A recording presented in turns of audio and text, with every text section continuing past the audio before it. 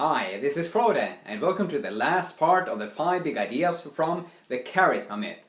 In part 1 and 2, I delivered the ideas presence, power and warmth, and first impressions. So if you haven't watched those parts, I recommend that you go watch them first, but it's totally up to you. And the 4th big idea is charismatic listening.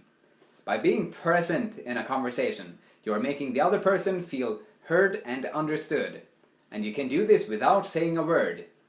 And there are 3 keys to effective listening skills. They are attentive listening, refraining from interrupting, and using deliberate pausing. Firstly, you want to listen attentively by giving the other person your full presence. And remember the technique I showed you in the first idea about presence? To wiggle your toes and feel them, such that you will be more present in this moment. So then, when you feel very excited and want to interrupt the other person, refrain from doing it. No matter how congratulatory or warm your response might be, they will feel resentful if you interrupt them. And when they interrupt you, let them. Are they correct to interrupt you? No, that's not the point. The point is to make them feel good. As Olivia says, people really do love to hear themselves talk. The more you let them speak, the more they will like you. Lastly, you use deliberate pausing by letting your face react first when the other person is finished talking.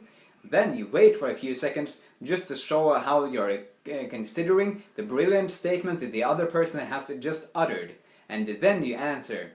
This will make the other person feel very intelligent and know that you are not just blurting out what you had been thinking about while he was talking.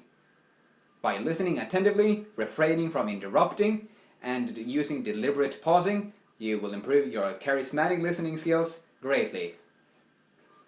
The 5th big idea is take a compliment. How do you usually react when somebody compliments you? Do you downplay it or completely slaughter the compliment?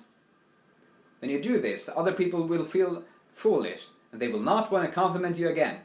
If you receive the compliment gracefully though, they will want to compliment you more. So instead of downplaying and slaughtering compliments, Olivia recommends that we follow these 4 steps when somebody gives you a compliment. Number 1, stop. Number 2, absorb the compliment and try to enjoy it. Number 3, show the other person that you are absorbing the compliment. And fourthly, thank the other person sincerely. A simple thank you might be enough, but thank you, that really made my day, will have even greater effect. Olivia shares a great story from when one of her friends met Bill Clinton, and how Bill receives a compliment. When Olivia's friend saw Bill Clinton coming down the hallway, she had just a few seconds to decide something to say other than hi. So she ended up with, thank you for your service to this country. And then Bill Clinton stopped immediately, and as though the idea had never occurred to him. He let it sink in, as though it was the kindest thing anyone had ever said to him. Then he let his shoulders drop, and smiled gracefully, and responded as though he was the one who was starstruck, and Olivia's friend was the president. Then he answered, "Oh, it was an honor." And this proves an important point to greater charisma. Don't try to impress people. Let them impress you, and they will love you for it. Believe it or not, you don't need to sound smart. You just need to make them feel smart. So the next time you get a compliment, instead of downplaying it, stop. Absorb the compliment and enjoy it. Show the other person that you are absorbing the compliment, and then thank them sincerely. This will work wonders for your personal magnetism. Today I presented the ideas presence, power and warmth, first impressions, charismatic listening, and take a compliment.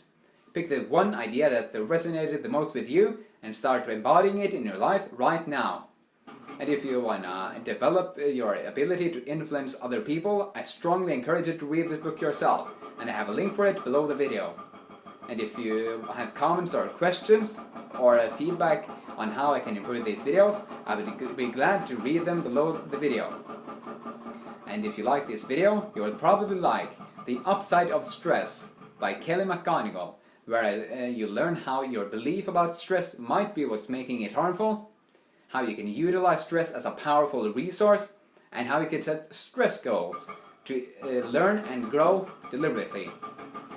Also, if you want to get new videos every single week with 5 big ideas from books that help us think differently and actualize our potential, you can click the find red subscribe button right below the video.